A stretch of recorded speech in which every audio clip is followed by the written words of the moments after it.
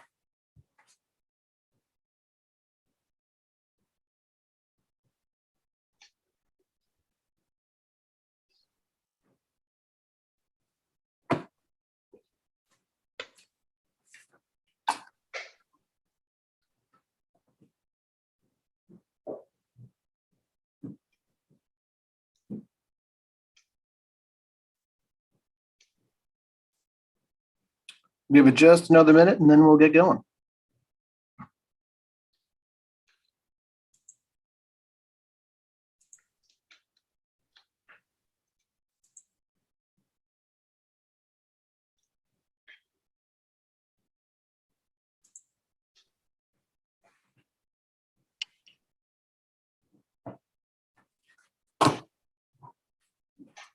All right, I think we'll get started today.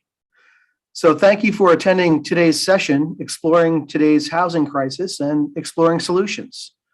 This session is part of the 2021 Joint Planning Conference hosted by the New York Upstate Chapter of the American Planning Association in partnership with the New York Planning Federation. My name is Mark Castiglione, and I have the privilege of serving as the president of the New York Upstate Chapter of the APA, and I'm so happy to welcome you here to this session. Before we get started, we would like to thank our conference sponsor, Hodgson and Russ, and the sponsor for this session, Ingalls Planning and Design. Without our partners, this conference would not be possible. We want to let you know that all of our sessions are being recorded, and the session slides will be available on the conference Eventbrite page. You just have to log in with your the account that's associated with your ticket to access those videos and those presentation materials if for some reason you miss a presentation that you would like to see. You'll note in the chat box, I've posted the CM credit number for those certified planners out there looking for credits.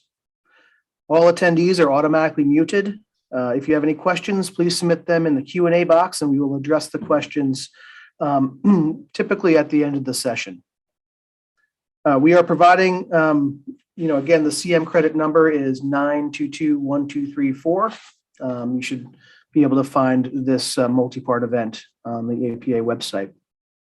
So without any further ado, it's my pleasure to introduce today's panelists. First panelist today is Joe Chika. He's the Senior Vice President of Hudson Valley Pattern for Progress. Joe is recognized throughout the state of New York for his expertise in housing policy and data analytics, and he serves on many community development and housing commissions, boards, and task forces. Joe has more than 31 years of experience in the community and economic development field, including housing research and neighborhood revitalization. He is much sought after for his ability to analyze communities, real estate markets, socioeconomic trends in the unique context of history and geography of the Hudson Valley, its counties, towns, cities, and villages. He also has years of experience in site selection and project development and design.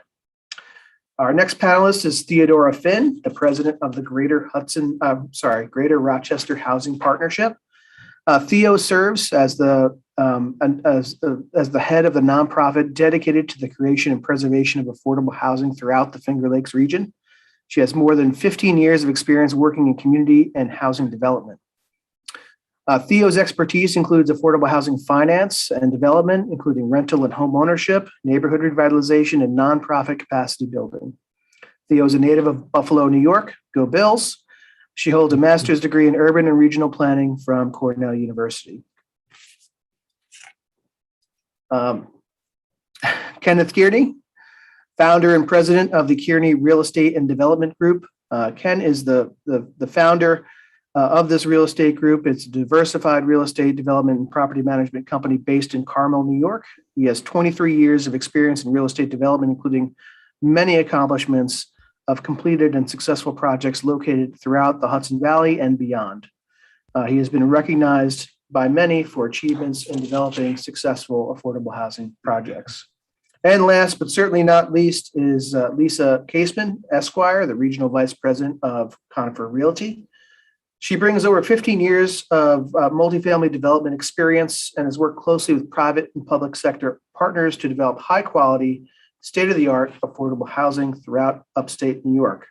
Her experience includes mixed income communities, mixed use communities, supportive housing preservation, historic and brownfield redevelopments. She's currently responsible for leading a team of 10 professionals in real estate development from conception through construction completion at Conifer Realty. Conifer Realty is a nationally ranked full-service real estate company specializing in the development, construction management, and ownership of high-quality affordable housing communities. So with that, you can see that this panel is intimately familiar with affordable housing, how to provide it, and how to overcome the challenges that we face in developing affordable housing options in communities throughout upstate New York. But I think it's important to understand the context. The affordable housing crisis is not something that as a result of the pandemic, it has existed for many years. In different parts of the state, the affordable housing crisis comes in different shapes and forms. So to kick off today's presentation, I'm going to turn it over to Joe Chika, who's going to give us some background information on what the current crisis looks like and some of the challenges that we'll discuss about overcoming in today's panel. So with that, Joe. Thanks, Mark. I need to share my screen, if you don't mind.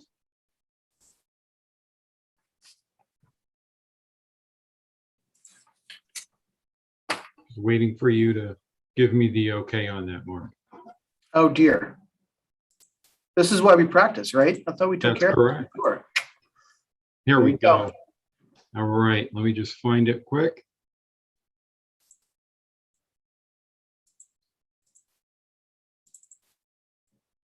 Can everybody see that okay? Yes. Good, Mark? Looks All right. good. Terrific. Thank you. Always logistics to worry about when we're doing these things. Thanks, Mark. Pleased to be part of the conversation. on housing. And today, as Mark said, I'm going to frame this session and the conversation about the housing crisis and exploring solutions. I want to provide a snapshot of where we are, recognizing some data and some strategies to advance housing development and increasing the supply of housing, which is well needed throughout the state. Then we're going to hear from our 4 amazing housing developers, 2 not-for-profit and 2 for-profit companies. These developers have built a wide array of housing units, as Mark has indicated, ranging from homeless shelters to tax credit deals to single family to market rate multifamily projects. These developments have been throughout the state, from rural areas to dense urban cores. I started my career back in 1990, and the first thing I heard from all of the professionals and all of the municipal leaders was, we're in a housing crisis. So here we are over 30 years later, and guess what?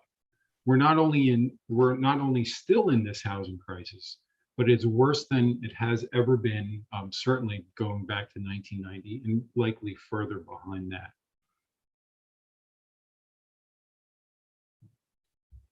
The pandemic has certainly exacerbated challenges, and I believe we're going to be facing these housing challenges in the near term and most likely for many years to come.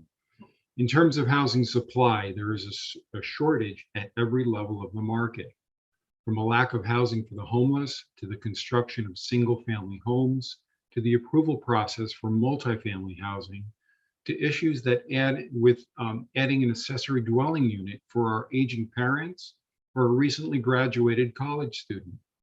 Affordable, workforce, market rate, they're all in high demand.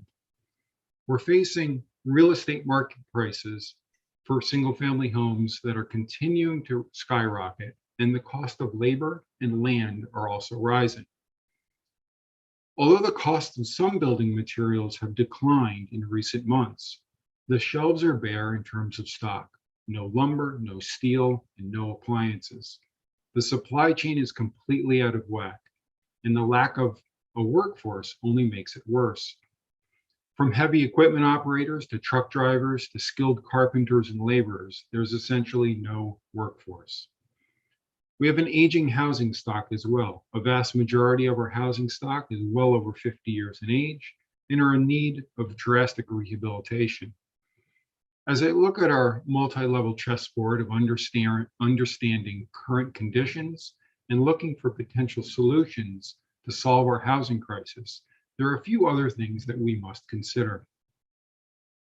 The impact of remote work on the housing market. Down here in the Hudson Valley, the ability to work remotely has certainly played a big role in housing prices. Wages are not keeping up with the rising cost of housing. Economies that are built on hospitality, tourism, retail, warehouse distribution typically do not pay a living wage rate. Local land use policy and approval process for the production of housing, albeit single family, 2 and 3 family, or multifamily, seriously lags behind the demand for new construction in many communities. Therefore, one of the key ingredients within the recipe for development is missing, and that is one of certainty. If your community doesn't have it, developers will simply move on to the next community. All of these elements combined are impacting the housing inventory, again, at all levels. Millennials and Gen Z have been looking for a rental unit, and there's very little choice. Young families looking for a starter home, again, very little choice. Gen Y looking to upgrade, very little choice. Seniors on a fixed income looking for affordable housing, again, very little choice.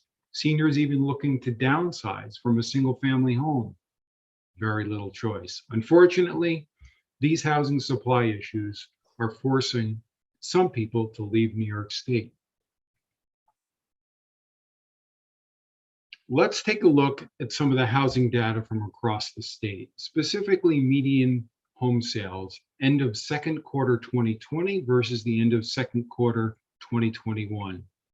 New York State saw an increase in the median sales price from $280,000 to nearly $370,000, a 32% jump in 1 year.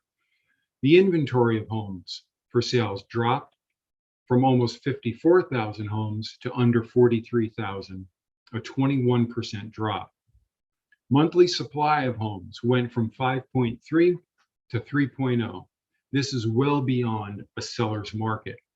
This data represents a market that is not in balance, and with interest rates remaining at historic lows, while production of new housing persists, and there's a lack of existing homes entering the market, the housing crisis will remain for quite some time. If we look a little deeper, we see even the rural counties like Clinton County saw an increase of 31%, going from 141 grand to 185. And they're down to less than 2 months supply. Same in Lewis County, which has prices jumping by nearly $50,000, up over 43%, and a decline in homes for sale by over 16%.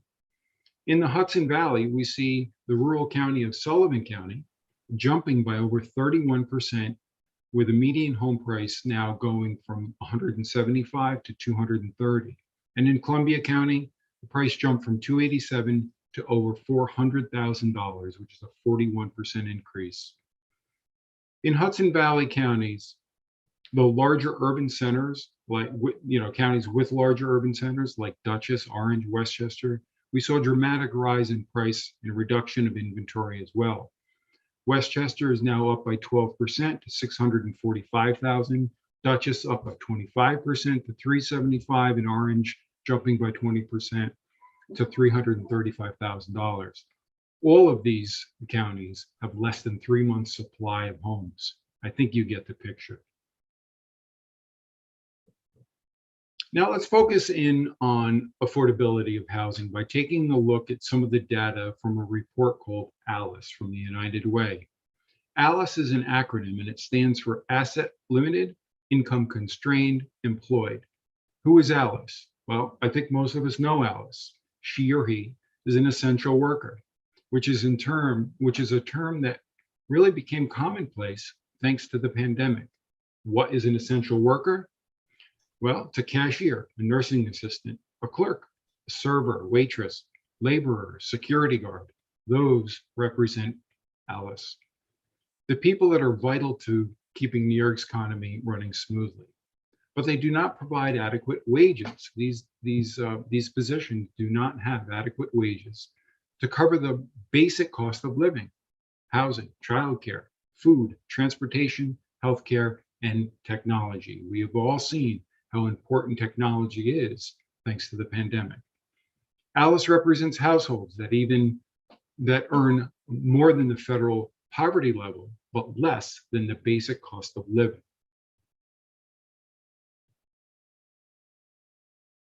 In New York State, 31% of households were considered ALICE, and 44% of all households fall into poverty and ALICE.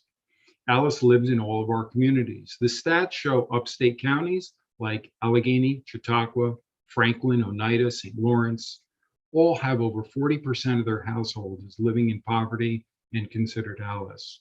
This is not an upstate issue at all. Downstate counties like Greene, Orange, Rockland, and Ulster all have between 40% or more of their households that are living in poverty and considered ALICE. Westchester, which many people think is only for the affluent, well, it comes in at 37%.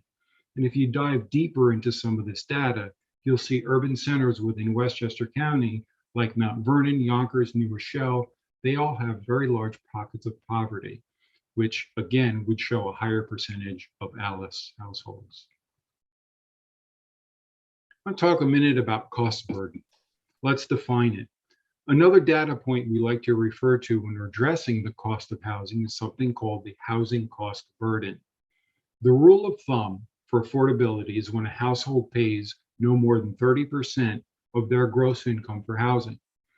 A household is considered cost burden when over 30% of the gross income is spent on housing, either as a homeowner or a renter.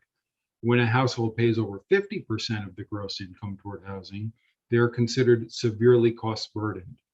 Again, regardless of being upstate, downstate, in a rural town or in an urban city, many renters and homeowners are cost burdened or severely cost burdened, which is an indication that the community needs more affordable housing at all levels of income, but it is typically more acute for households under 80% of the area median income, and certainly for households under 50% of the AMI.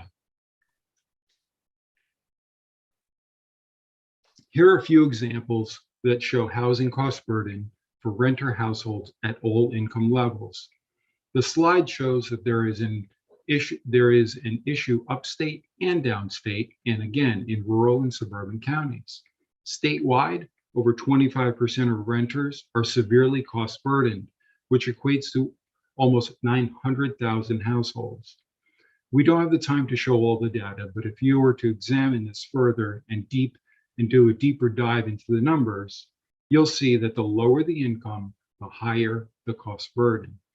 I'm only showing renter data here. Typically, renters are more cost burdened than homeowners, but not all the time. So there certainly seems to be a few challenges, and perhaps the road will be a little bumpy as we move forward. This crisis didn't happen overnight, but the pandemic has certainly intensified the challenges, and the solution will not be immediate. The data shows a stark reality. The challenges we face in housing may be more acute in the Hudson Valley than further upstate, as the impact of people moving out of the New York City metro area has put more pressure on housing prices and development costs here in the Hudson Valley. So I submit the following 10 strategies for your consideration to address the housing crisis. In short, they fall under two basic ways to increase the housing supply.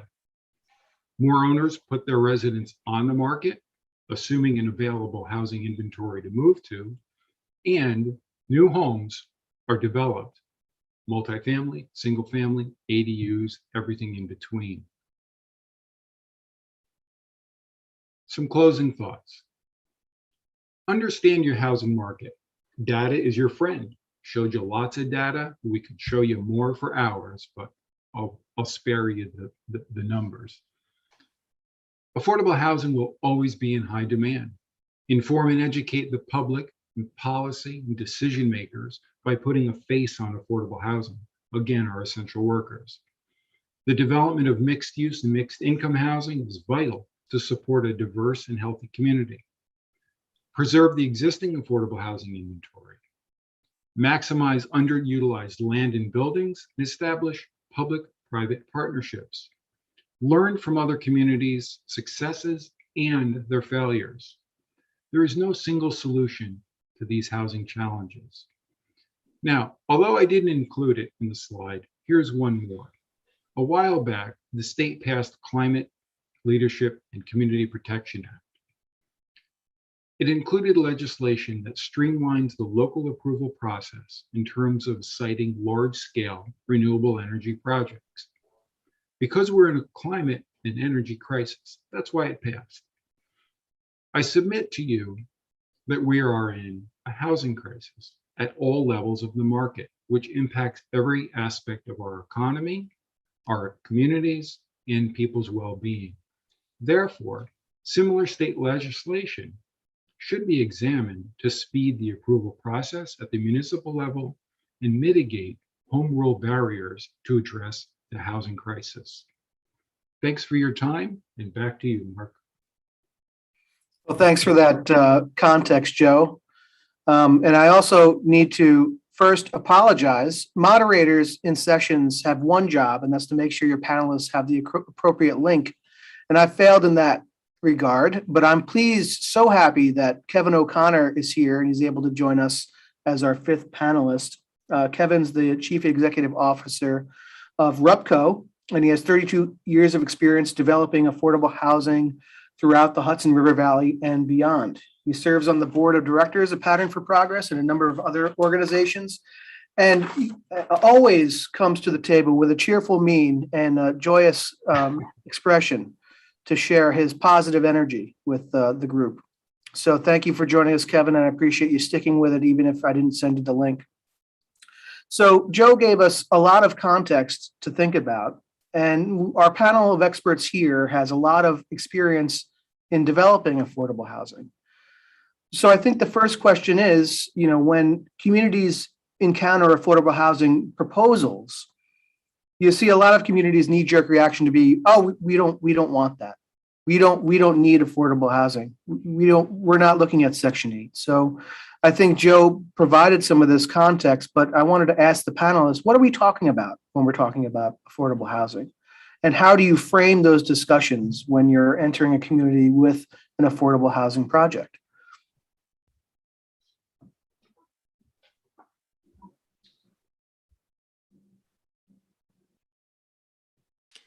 I see Theo. Go ahead. I was going to say, so Mark, I'll jump in on that. I think Joe hit a lot of the important pieces, but I think affordable housing comes in a lot of different forms. And I think that's really important because it is very community based. And, a good partner in development is going to recognize that and really be thoughtful of what needs are in the communities in which you serve. And I think once you have the initial discussion about what affordable housing is for the community specifically that you're looking to develop in, because again, I think it's different per community. Then I think you can, dive into what does the housing community that you're going to be building look like, right? So are there specific populations, seniors, veterans that are more attractive in that municipality for the purpose of the needs of the housing? So I think it's important to put in context that affordable housing is not a formula. It's a partnership with the community. And I also think that a big piece of what makes affordable housing successful is a strong management company. And it's somebody who's really going to be in the community and your neighbor for the long haul. And I think that sometimes gets overlooked, but it's really important to make sure that, you're partnering with folks who are going to be your neighbors. I can add on to what Lisa shared. I think it is sort of multifaceted, varied in terms of what it means. So, public housing is obviously one aspect of a type of affordable housing that's available, but affordable housing can be rental housing, it can be homeownership housing, it can be a development that is meant to serve, specific populations. So it can be for seniors or families, or it can be for, folks who need supportive services within the development as well. So it doesn't really have one definition. And then I think, touching on some of the points that Joe made in his great presentation, it serves a range of income levels. So typically, I think we limit the definition to folks who earn 80% of less of area median income. And that is a broad range of folks that represents, largely the folks who are in the community where it is being developed. Well, thanks for that. I think, there's a lot that goes into sort of talking to the community about affordable housing projects. And as developers of affordable housing, a lot of investment and energy goes into public education about what it means to be an affordable housing project and what the community benefits will be. But does the public education piece, is it enough to overcome NIMBY attitudes about affordable housing and negative connotations that may come with these types of projects? And if it's not, what are other strategies coupled with public education that are effective at allaying community concerns for affordable housing projects? Mark, hi. Down here in the Hudson Valley, the lower Hudson Valley, zoning, multifamily zoning as a right is extremely, extremely scarce. So if you find a land with multifamily zoning as a right, of course, you approach the municipality with your plan and so forth. And it may not be, as they've said, that's not what we envision there, or it's not what we had preferred to do there. However, you're zoned as a right, and let's work together. But what we're finding more often is that's not the case. It's very difficult to find a zoning, a piece of property that's zoned as of right. And so what we've been trying to do is have dialogue. A lot of town attorneys pay close attention to the Westchester Housing Settlement. Westchester Housing Settlement was a very robust decision where Westchester County had to build 750 units of affordable housing in areas that did not have any multifamily housing before. And what's happened is the town attorneys, the council, planners have looked at that, and I think they've recognized some shortcomings in their own code. Either they had multifamily, but multifamily just for age-restricted housing. That could be deemed exclusionary. Or if they had a PUD designation on a piece of property, but it excluded multifamily housing, non-age restricted multifamily. So I think some of the lessons we've learned down here from the Westchester Housing Settlement is carrying over. And it was an educational process for local attorneys and town attorneys. And what we're finding is that they're more open to a conversation now. They are. There's one municipality we hope to be working in shortly that actually upzoned the property to 10 acres, but said as part of the process, we have to put in a floating overlay zone for workforce housing, or our code is going to be challenged someday. So I think actually I'm an optimist. It seems to be more opportunities now, or more dialogue than ever before. And once you get past that point where they know, okay, the project is coming, then there's more engagement. Let's see what we can do together, as Lisa says, in a partnership to ensure that we produce the best product for the tenants and the community. Right. I mean, I think we see it a lot in upstate New York and elsewhere, is that community codes are not really prepared or don't contemplate the types of developments that are needed to address the affordable housing crisis. And, a lot of times, as you were alluding to, by default, their codes are exclusionary because they don't explicitly identify areas for this type of housing to be constructed. So you guys are in the business of doing this kind of thing. So what are the biggest barriers? I mean, Joe alluded to home rule, but I mean, there's a lot packed into that. The specifics of how development review happens at the local level. So what are the biggest barriers other than, not having, affordable housing as a right in a zoning code? Do density bonuses work? Do other creative solutions work to incentivize things? What are the biggest barriers and what are the biggest opportunities in your assessment? So one of the biggest barriers that we see in the Hudson Valley, Mark, and I'm glad I made it, sorry for being late, but the lack of water and sewer infrastructure and the lack of zoning for multifamily lining up with that small amount of water and sewer infrastructure. So we don't really have great infrastructure to develop more density. And of course, the zoning has been difficult. On the affordable housing question, I used to say that $1 million, all housing is affordable. $1 million homes are affordable to some people. Now I say $10 million homes are affordable to some people. It's who you're trying to house. Essential workers making, $15 an hour. Then, affordable housing, is really defined in, is it a reasonable cost for the target audience? And we can have different target audiences.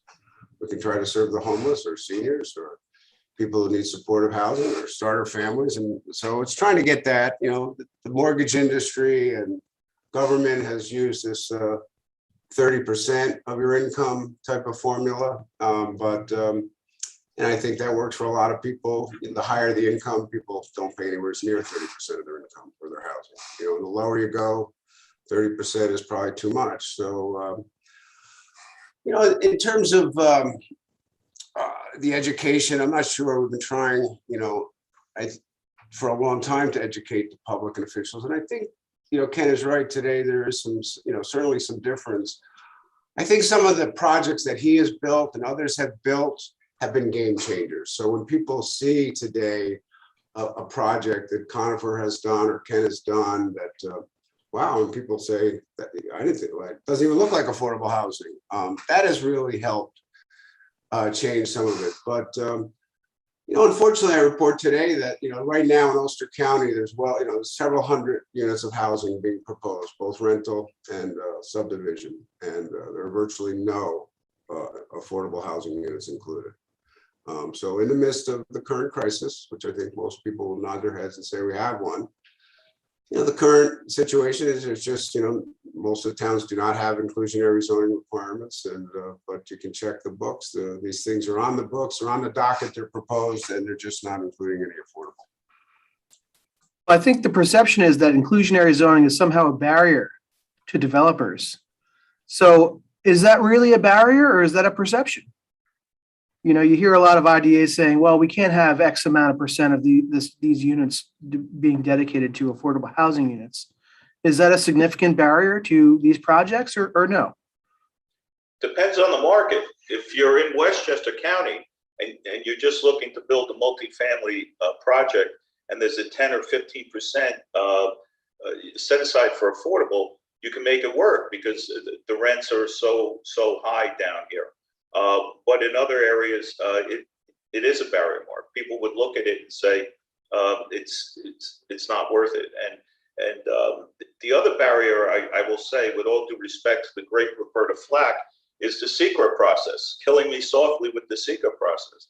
I mean, we've been able to work with municipalities on long form EAF with attachments, as opposed to every time you show up with a 60 or 80 unit project, automatically start envisioning a POS deck and an EIS that goes on forever and ever and ever. So I think the secret process and recognizing that you can get to the same place and mitigate the impacts, identify the impacts, and mitigate the impacts in a more truncated fashion, a more pragmatic approach, and it allows not just affordable housing, but market rate housing projects. It gives the developer confidence to move forward. I mean, I think you hit the nail on the head. And as the president of the Organization of Professional Planners, I can say that New York State is an odd duck when it comes to planning and zoning. A lot of our planning decisions get made in response to development proposals and in the context of a seeker review, rather than in the context of a community conversation and a comprehensive plan. And, that is really, the driving force behind some of this, so much of this tension between the community and developers. And it's really unfair to developers because essentially the community has not decided what it wants, where it wants it, and how it wants it to look. And, those are the kind of investments, regardless of whether it's clean energy or affordable housing, things that need to happen. So there's a lot of mixes of incentives and, market forces that, really shape how these projects come together, different partners, different funding partners. Are there particular local incentives, either in code or otherwise, that really can make a difference in the siting of affordable housing, or the density of affordable housing in a development proposal? I'll take that one, Mark. I think Kevin hit on it. A lot of times funds for infrastructure is critical and a lot of developments that we work on, really from Long Island to all the way to Buffalo, depending on the site. And so local funds that go towards that. And, the state of New York also has a lot of matching funds. So really is, as long as the municipality has some vision and can put forth some of that, it becomes a partnership with the state, and you can apply for some of those funding opportunities. But it starts local. It starts with the local municipality. In addition to that, the economics of most affordable housing, again, flexibility is essential here, but a lot of upstate, particularly, the rents are capped, and they're not going to get very high. So the cash flow of your development is going to be capped, and the state has regulations on that as well. So a term that a lot of people kind of cover their ears on is a payment in lieu of tax agreement. but it's really essential and it's really important because again, the rents are capped at a level where, without it, it may be infeasible to every time we ask for a pilot, it's because it's infeasible without it. I'll say that. If we can underwrite a development and not need it, oftentimes we go with that approach, but it's very difficult to do and depends on the market for sure. I'll just And chime what- in Go ahead, with Kate. a couple other incentives that I think are helpful. Cheap land. So when a municipality can make, lots available at a lower cost, either because they can, and that's what they cost in their inventory, or through a land bank, I think that's helpful. Gap financing also is helpful. It helps, make the project feasible, but also leverage other sources to make the project work. And can you maybe unpack the role of the IDA in these projects? I mean, there's always, I think, a perception of some skullduggery going on at the IDA board meeting, answering the but-for question about financing these projects. But, how can IDAs or other or developers better communicate, the financial framework of a project that clearly demonstrates to the community that there is a community benefit, there is a value here, and without this pilot, could not happen. Because I think there's a lot of perception that developers are just in there just to make a lot of money on rents, but it's very difficult to have a complex conversation with the community. So I don't know if you have any thoughts on that. It's an easier way to skin that cat. Not sure it's easy, but I do think transparency is pretty key. I think the public has a right to know. Here's our operating budget. Here's our pro forma, and here's where the need is. And I also think, in a lot of ways, people have the misperception that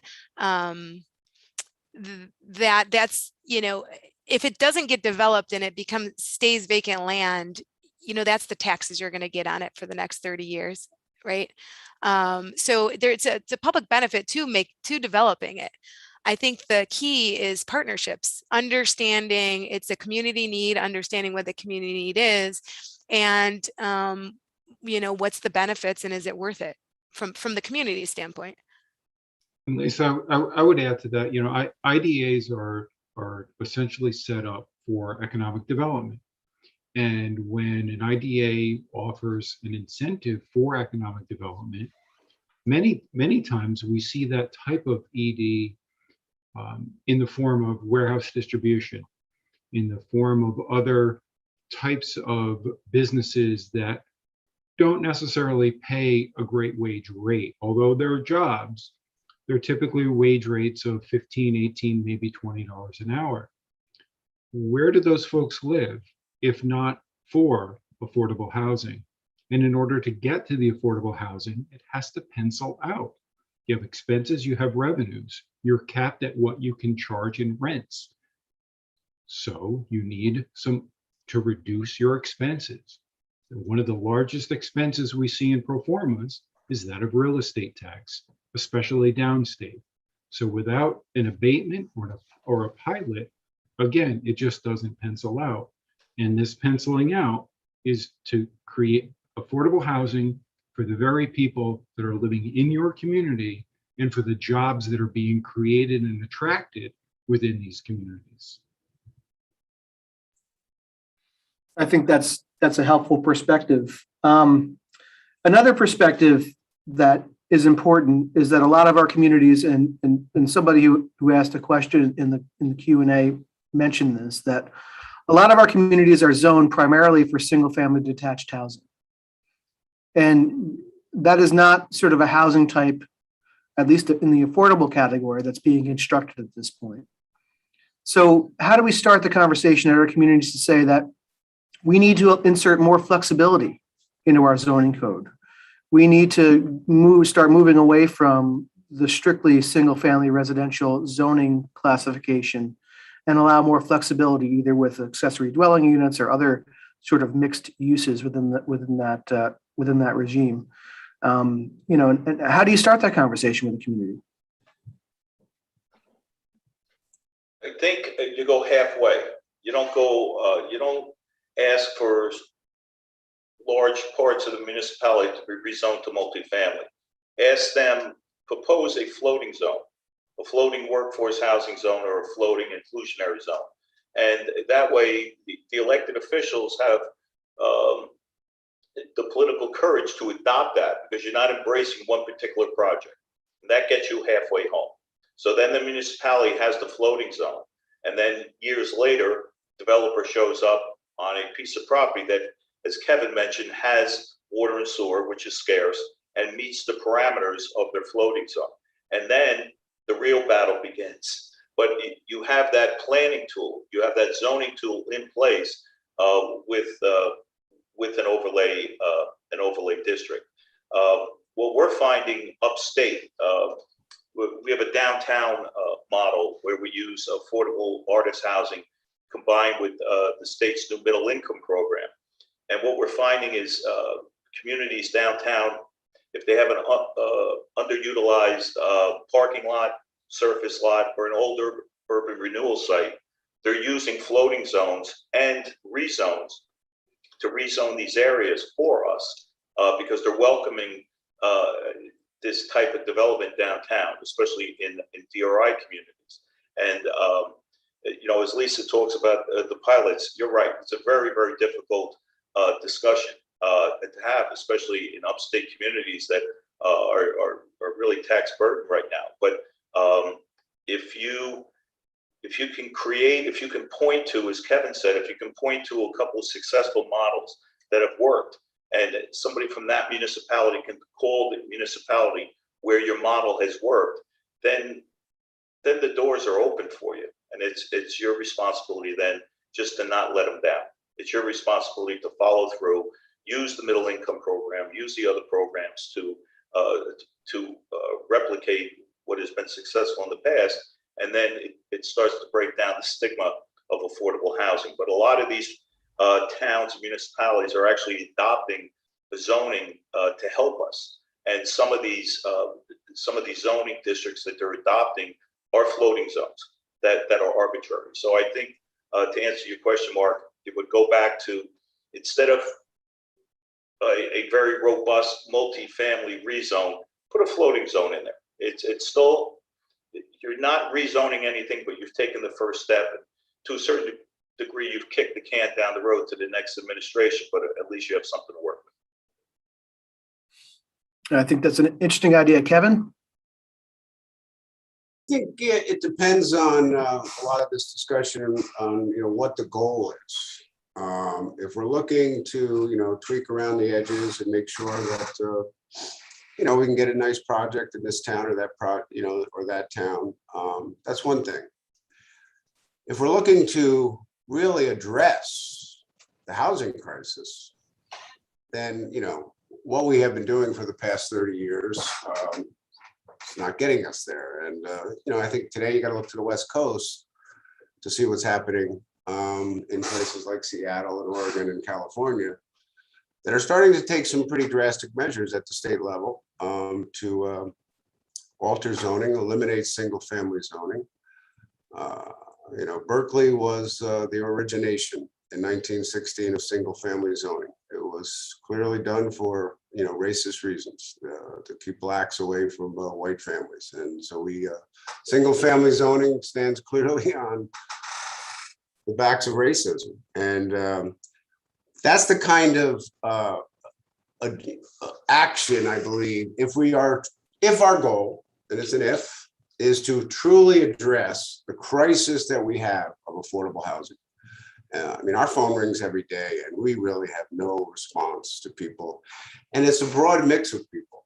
I like to remind people it's generally, it's your mother, it's your daughter, it's your sister, it's your aunt, it's your cousin, it's people we know, but there really isn't much of a response. So I'm encouraged. Things have often started on the West Coast and have come across, and I think some action. The other thing, you asked a question earlier, Mark, about the towns, and it would be great if towns could really get themselves in order and have a comprehensive plan and their zoning and address all the special ordinances that they wish to have. So keep people off of steep slopes if that's the sentiment, or protect the wetlands.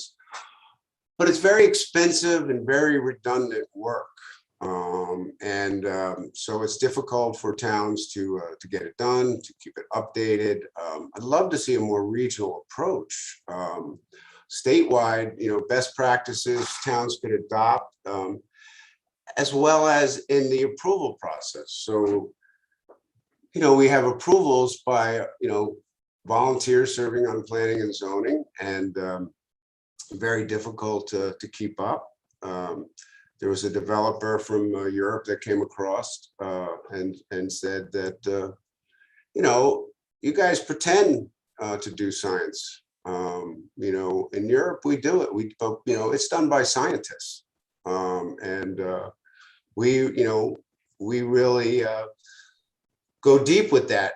I think sometimes we're asking volunteers to, in a very redundant way, town by town by town, consider all kinds of things, much of which, clean air, clean water does not subscribe to artificial municipal boundaries anyway. And we could do perhaps more regional environmental reviews, real science to really protect the environment, and find, other ways for the community to input the process, because we don't want to completely abandon that. But if we could somehow help to regionalize both the documents that we want to have in place to guide our work, and then how we review things, and sort of move to a more expedited way, it would be very helpful.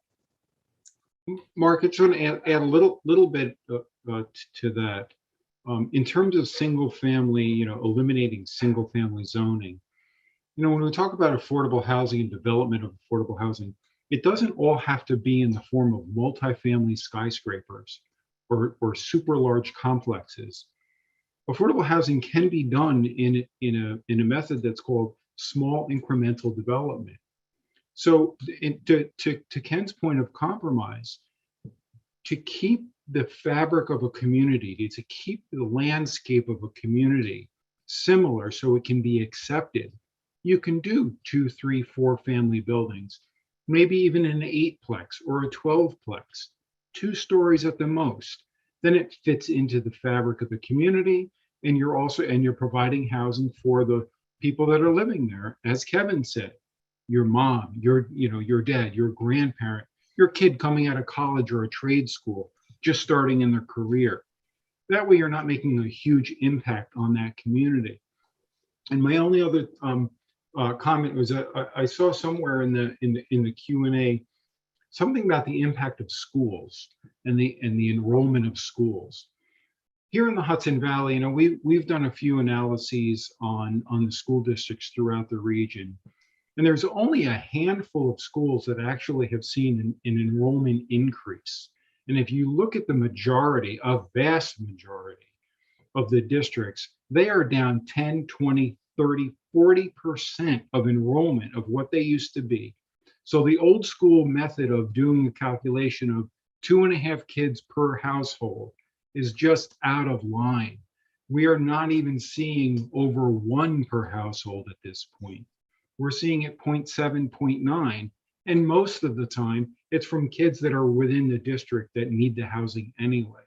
So it's just a poor argument in terms of the schools will be overwhelmed with kids and run over with kids. It's just a bad argument. The data speaks for itself. Sometimes facts are not compelling to people who have their preconceived notions about things. Good point, Mark. Nonetheless, New York State's the only state, I believe, in the country with state-required environmental review, but without any standards for comprehensive planning. We mentioned a variety of challenges at the local level, obviously home rule and the sort of scattershot rules and regulations that each municipality is empowered to administer themselves with volunteers. Are there any current programs that the state offers that provide really good incentives for the development of affordable housing? And are there other things that the state could provide leadership on to accelerate or at least to provide resources to communities to help them make the decisions on affordable housing that they need to make? Mark, there's a bill in the New York State Senate, Senate Bill 1353. It started rather innocuous as a response to the Newsday investigation of fair housing and a couple of real estate brokers out on Long Island. And from that, Senate Bill 1353, it morphed and evolved into dealing with affirmatively further fair housing. There were 3 or 4 amendments to that bill, or separate bills tagged to the main bill. It has been, it made it through the Senate, made it through the Assembly. It was on the governor's desk this past summer before what transpired. But what was interesting, if you get a chance, if you read it, when it came out of some of the committees, I don't know if it was in the Assembly or the Senate, one version actually had each municipality had to report to the state what their efforts were to affirmatively further fair housing in their municipality. And they were tying it to state aid. So just stop for a second and think about that. School aid. Is a municipality's school aid in danger if they cannot prove or demonstrate that they are affirmatively further fair housing? I don't think that robust provision made it through or will make it all the way through. But it's got attention. My point is, it's on people's radar. So if you get a chance, read that bill. It hasn't been signed yet. But what started as a bill about fair housing on Long Island out of a Newsday article evolved rapidly into more of a how do we affirmatively further fair housing throughout New York State. So something to keep an eye on. Hey, Mark, there's a federal legislation proposed with bipartisan support, the Neighborhood Home Investment Act, to create a tax credit to support home ownership. Obviously, many of us in the development world, we're using a low-income housing tax credit, created in 1986 under President Reagan in the Tax Reform Act that year, and has gone on to be fairly proficient creator of rental housing. But we really haven't had the kind of subsidy for home ownership. And home ownership has always been an important part of our housing tenure, particularly here in the Northeast, where we have the oldest housing stock. Much of our housing stock in the river cities and towns and villages was built as home ownership and could be brought back, though it is expensive today to particularly taking some of the zombie properties in many of the cities or other rehabilitation options or even new construction. To create home ownership is expensive, and we need a subsidy. The state of New York has had a subsidy. It has some different subsidies. We'd like to see a little bit more. HCR currently has the Legacy Cities program. We're hoping they come out with an even more robust to fund single-family home ownership, condos, but I think if we could bring some real subsidy from the federal government, added with a little bit of support from the state to, in addition to rental housing, in addition to housing rehabilitation, create home ownership in so many of our communities and help families attain. And there's, certainly the wealth building model, and then there's also limited equity models to try and perpetuate affordability. But I'm very hopeful and pushing for home ownership subsidies to come to the table as well.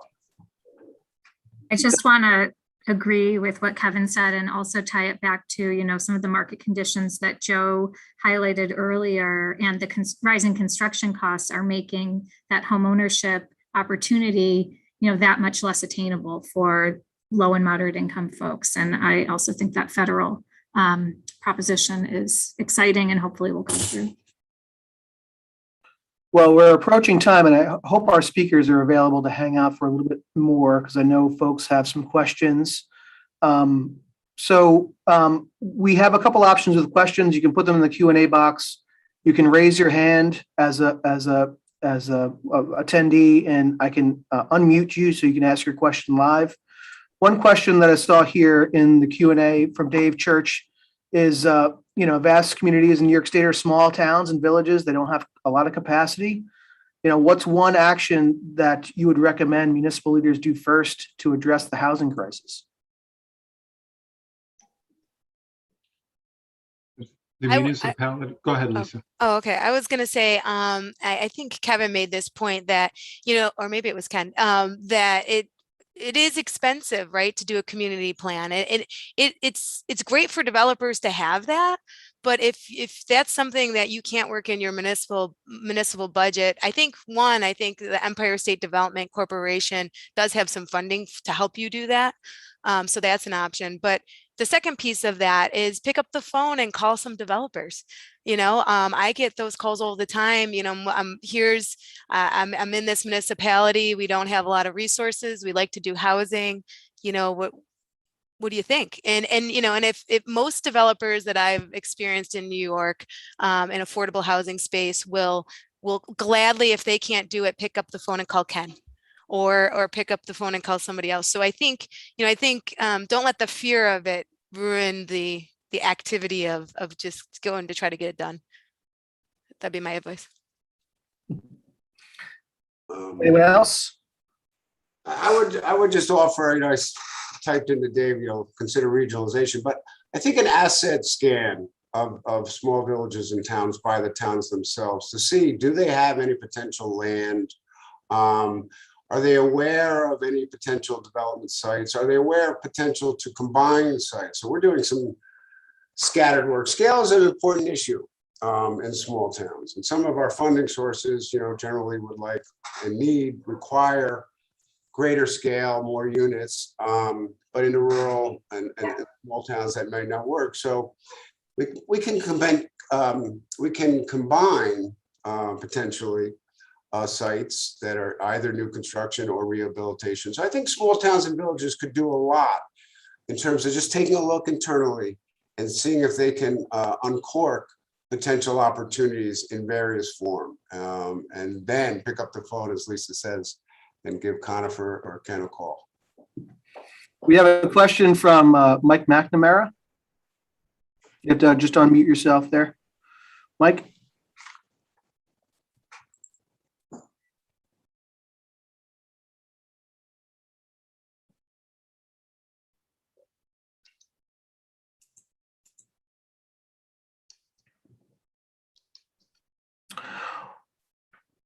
Well, Mike doesn't appear that he can unmute himself. So we'll move on to another question, unless Mike is able to unmute himself. A couple questions in the Q&A.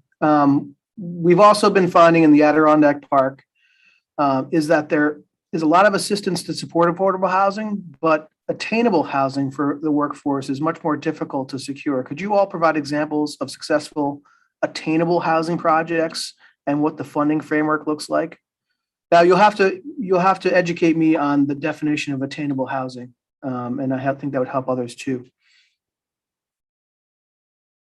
Not sure how Alicia would be defining the term attainable housing, but the state does have some very good programs that, when combined, the affordable housing is actually constructed with mixed income housing. So it's not just all affordable at, for example, 50% of AMI or 60% less. There's a middle income program Ken uses all the time, and it's a way of creating a complex of development that serves people as low as perhaps 40% AMI to as much as 120 or 130% AMI. That way you're creating almost a neighborhood, a very diverse neighborhood within a development itself.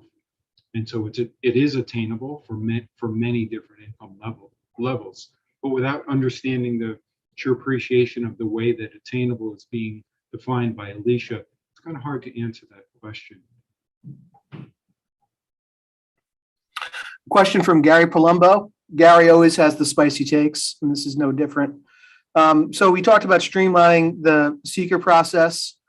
So his question is, what is the development community willing to do to soften the impact on community character, pay for water supply and wastewater treatment upgrades, or physically integrate their development into the existing surrounding community? Not trying to be a jerk, we would never think that, Gary, but the difficulty in workforce housing may not be the municipality's fault. Well, in Westchester County, and it's being floated, this idea is being floated about in other counties. Westchester County has the HIF fund, Housing Implementation Fund, where they will fund as a public works project expansion of water and sewer lines amongst other infrastructure needs. We used it to not just bring water and sewer to our site, but to create a commercial hamlet to the east and the west of us, and it was very well received by the community. Westchester County is a leader in that. Like I said, there's one other county that is thinking about following their role, but if a county or if there's a funding source, another funding source that will help a water or sewer line expansion or plan to upgrade as a public works project, and to get combined with the affordable housing project, then it's a win-win. And I would add to that, I think, Gary, I think it's a great question because I think it's often misunderstood in municipalities that the developers kind of this, outside agency, but I wouldn't look at it that way. I would look at it more about how can we do it together. I've personally written a lot of grants to the state of New York for municipalities for things like water and sewer improvements. And that helps, your capacity to get the grant in, but it's your vision and it's your town. And I think it's good to look at it that way and have that conversation. Is something like that available? And sometimes depending on the economics, we've also put in equity for stuff like that. So I wouldn't shy away from having that conversation directly. And assume that the answer is going to be no from the developer. We talked briefly before about inclusionary zoning strategies, and we have a question here. And you'd mentioned, Ken, that inclusionary zoning really depends on the market. So the question is, if a community is considering inclusionary zoning, do you have any recommendations on how to calibrate the percentage of affordable housing that would be required of a project? Like how would you do a quick market analysis to figure out whether it would be workable in your community? If it's workable, how do you determine the percentage? Is there a hard and fast answer to that? Yeah, a couple of municipalities we've worked in or looking to work in, they have these floating zones that I mentioned. They're multifamily floating zones if you meet certain criteria. But if the town applies the floating zone, they want, some towns it's 15%, other towns or villages, it's a 20%. And some of the incentives are for units, rental units up to 60%, others go up to 80%. So I've seen other towns do inclusionary zoning or cities between 5 and 15%. But 15% inclusionary zoning, if the market is strong, you should be able to absorb that. But as you get further north, above, upper Hudson Valley and further on, I'm not quite sure that a project can sustain that with the market conditions. Yeah, I think that's important. I think that's a good point, Ken. I'd like to make this point because I think we have to remember that in markets that can't support it, the low-income housing tax credit has a 40% requirement. So you have to be careful there, and obviously flexibility is important in your code. But in some municipalities, 15 isn't going to be enough, and in some municipalities, that's going to be great. So it is a very market-driven analysis. I would only add that it's a give and take. So if you're going to require a developer to do 10, 15, 20, 25% set aside, then the developer does need to get some things back, density bonus, a height bonus, parking restrictions. How many affordable housing developments do we drive around and see the parking lots that are empty?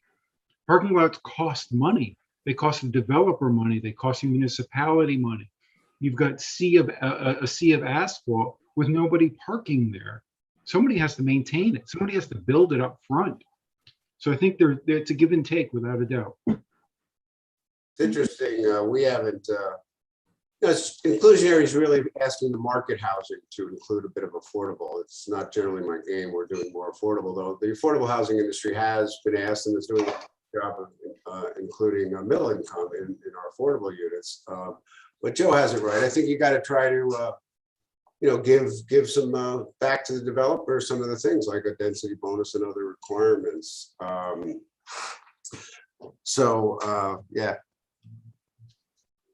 Yeah. I think there might also be an opportunity, we've talked about partnership between developers and municipalities before developing the policy about what that percentage is. Engage a few developer partners to run through some pro forma scenarios and kind of get a sense of what works in different scenarios in terms of the numbers to be informed about it. And on top of what Theo just said, and Lisa said earlier, and the question earlier about how can developers work with communities and not just come in and overrun them? So, any difficult problem requires all three sectors. So to have the public and the private and the nonprofit sector, our approach is to work with communities, not just in communities. We don't roll with one thing. Towns should, open the door to us and other developers and say, come in, and then demand that we work with you to try to meet. There's always opportunities sometimes to mix the use or add to a park or add trails or add this. And if the towns were to open up and welcome some of the affordable, I think there's a lot of opportunity to attain other community goals at the same time. Housing can bring some dollars. It can bring some development. It's an opportunity. So we would really welcome the opportunity to meet towns halfway there with opening up to some of the affordability. And then what is it that the town wants? And that could be a whole bunch of different things depending. So I think there's a sweet spot that we could look to attain. Definitely community benefits, Kevin, because when housing is affordable, then your tenant, your homeowner, they have something else in their hand that's called disposable income, which can help the Main Street. It can help your local businesses. So that's an important part about the health of a community as well. Well, on that note, I think we'll wrap it up. If nothing else, I hope the takeaway from this session is that not all housing developers are evil. These are very nice people, well-meaning. And we're going to run it back 2:00 today with innovative zoning strategies for rapidly changing times. And again on Friday for resiliency planning and flood resilience. So again, thank you to our speakers, and we hope to see you on another session in the conference. Thank you so much. Thank you, Mark. Thank you.